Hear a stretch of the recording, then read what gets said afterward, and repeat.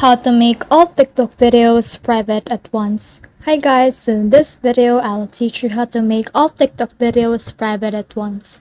So if you want to learn how it's done, just watch this video until the very end. It's just pretty quick and simple, so let's go. So to do that, let's head over to our TikTok first. And then from in here, just click on your profile icon in order to head over to your profile page. And then from in there, just click on these three lines up here. And then click on the settings and privacy. And then from in here, you can see this privacy. So just click on privacy right here. So you can enable this private account. So if you have a private account, only users you approve you can follow can watch your videos. So that means not everyone can see your videos. So just enable this, and that will make all your videos private.